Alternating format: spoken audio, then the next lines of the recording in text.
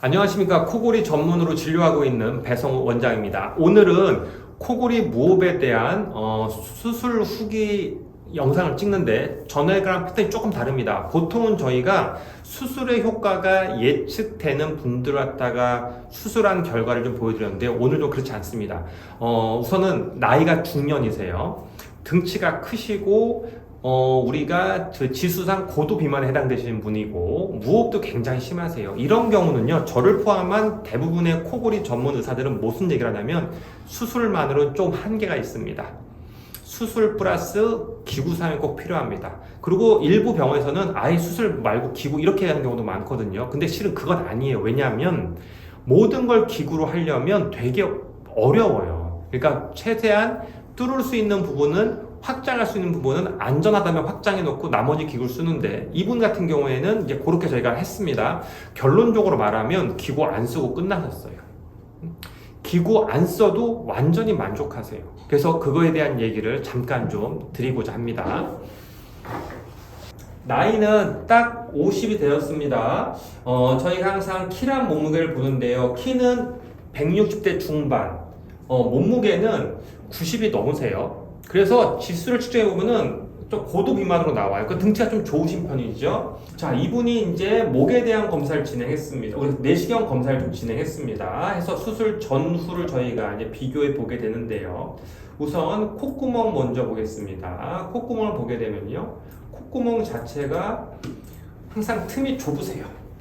숨 쉴 수 있는 구멍이 매우 좁다. 그러니까 뭐다, 잘 때 누우면 이런 양쪽 살이 부으면서 코는 더 좁아질 거다. 그러니 자꾸 입 벌리고 자고 이거 하셔야 될 거다. 코는 매우 좁았고요. 목도 저희가 보는데, 목을 보게 되면 목구멍도 매우 좁으신 편이세요. 그래서 저희가 사진을 찍어서 보게 되면 이 정도예요. 그러니까 이게 지금 목구멍이요, 요거밖에 안 보이세요. 그러니까 목젖은 처지고 위에 살은 처지고 편도는 양쪽에 다 튀어나와 있고, 원래는 한 이만큼 써야 되는데 요만큼, 높이로는 이만큼인데 요만큼밖에 못 쓰시고 계신 분이에요. 자, 이런 경우에는 저희가 코골이가 무호흡이 매우 심하고 덩치가 좋으시더라도 넓힐 부분이 있다, 이건 무조건 저희는 수술하는 거 권합니다. 왜냐하면 효과가 확실합니다. 넓어진 것만큼 효과가 있습니다. 다를 때려잡을 수 없지만 그것만큼은, 즉 서울, 부천, 인천이야. 그러면은 서울, 부천은 뚫을 수 있다 해요. 인천은 못 뚫어도. 그래서 저희가 수술하다가 권유를 드렸고, 당연히 저희가 수면 검사를 진행했습니다. 수면 검사에서 나쁘실 거다라는 걸 저희가 예상하고 수면 검사했습니다. 좋을 거라는 예상을 한 건 아니었고요. 나쁠 거라고 생각하고 수면 검사를 진행했고요. 저희가 항상 코골이와 무호흡에 대해서 확인하게 되는데, 코골이 보시면 뭔가 다 빨간색이죠. 코골이는 26%예요. 어떤 사람은 막 50% 나오던데요. 이분은 무호흡이 너무 심해서 코골이 할 시간조차도 짧으셨던 분이에요. 무호흡이 시간당 108회예요. 108이라는 얘기는 우리 1분이 60초니까 계산상 1분에 한 번이 넘는 거고요. 거의 한 1분에 두 번 정도, 그러니까 3, 40초에 한 번꼴로 무호흡이 발생하는데, 그 시간이 평균은 14초, 평균은 24초고 최대 1분까지도 가세요. 그러니까 결국 이분은 무호흡이 너무 오랫동안 장기간으로 지금 있는 상태고요. 산소 공급량은 90점 넘어야 돼 70점까지 떨어지고요. 심장은 75회 정도가 평균 되는데 150회까지 점프하신 분이에요. 그러니까 이분은 자는 게 너무 불편하죠. 왜? 코는 고니까 시끄러워, 목은 졸려 답답해, 산소 공급은 안 돼, 심장은 벌렁벌렁거려. 그래서 이분은 잠을 편하게 못 주무세요. 그러니까 옆에 사람이 불편한 것도 있는데 중간에 깨는 것도 있고 낮에 불편하게 졸린 것도 있으세요. 자, 수술을 시행했습니다. 저희가 아까 말한 것처럼 아이고 수술 후에도 기구를 쓰실 가능성이 높으세요. 기구라면 보통은 양압기죠. 가능성이 높다고 저희가 말씀은 드렸고, 그걸 전제하에 이렇게 좀 등치 좋으시고 무호흡이 심한 분들한테 수술로 다 됩니다라고 얘기하는 건 약간 오버거든요. 그래서 저희가 그렇게 말하고 시작을 했습니다. 자, 수술 전에 목 상태고요. 수술 후에 편도, 목젖 주변을 다 정리한 다음에 목구멍 상태를 보면 목이 목젖 짧아 있고 타이트했던 살들 다 당겨 올라오고 넓어지고 해서 목이 넓어졌습니다.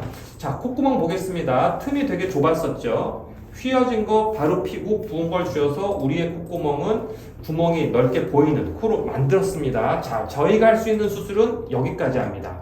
즉 코랑 목을 우리가 넓히고 남는 문제는 결국 아래쪽 후두 덮개 문제가 남는다 그랬죠. 이쪽은 수술하려면 혀를 자르고 턱을 깨는 수술을 하는 건 저희가 권하지 않았고, 남는다면 턱밴 혹은 저희가 양압기나 장치 사용한다고 말씀드렸습니다. 자, 이분은 저희가 평균 하는 것처럼 2달 후에 평가를 했습니다. 수술은 이분이 수술한 거는 작년 겨울 22년도 겨울에 시작을 했고요. 그리고 저희가 평가한 거는 23년도 3월에 평가를 했습니다. 평가를 했을 때 누가 평가하느냐? 다행히 부인이 같이 주무세요. 이런 경우가 평가가 제일 편하죠. 부인께서 평가하시니까 평가했는데 코골이가 많이 좋아졌다는 거예요. 근데 이게 끝이 아니죠. 항상 얘기합니다. 좋아집니다. 당연히 좋아지는데 그 좋아진 정도가 매우 만족하느냐? 즉 옆에 부인이 자는데 방해를 안 받고 여행 가서 어디 친구들한테 욕먹지 않을 정도냐가 매우 만족입니다. 이분은 매우 만족. 무호흡은 보이냐? 무호흡이 시간당 100회가 넘었는데 무호흡이 부인께서 느끼지 않을 정도로 없어졌다 그래요. 제로는 아닐 겁니다. 그래도 엄청나게 우리가 보통 80% 90% 좋아지면 못 느끼거든요, 옆 사람이. 그 정도면 솔직히 말하면 엄청난 차이가 느껴지는 거죠. 그리고 본인 느끼는 거, 중간에 깨시느냐? 그게 없어지셨어요. 중간에 깨는 게 없어졌다는 거는 바꿔 말하면 뭐예요? 무호흡이 매우 많이 좋아진 거예요. 코골이도 매우 많이 좋아진 거고. 그래서 이분은 낮에 졸림이 매우 많이 좋아지고, 저희가 기대한 것 이상의 효과, 아까 말했죠? 기구를 써야 될 것 같은 정도의 예상치인데 불구하고 이분은 아예 그냥 끝. 저희가 바라는 베스트. 그래서 제가 되게 기분이 좋아서 우리의 수술에 대해서 저도 자신을 하고 효과 있다고 얘기하지만 실은 기구를 써야 될 정도의 분들한테까지도 저희가 이 정도의 효과를 나타낸 거에 대해서, 근데 대신에 생각하시면 뭐냐면 모든 분이 이렇다고 얘기하는 건 아닙니다. 많은 분들이 수술 후에 너무 심하면 기구 사용을 도움을 받아야 되는데 이분 같은 경우에는 이렇게 아예 그냥 끝나는 경우도 있어서 제가 오늘 보고를 좀 드립니다. 다음에 또 좋은 케이스 있으면 또 안내를 드리도록 하겠습니다. 감사합니다.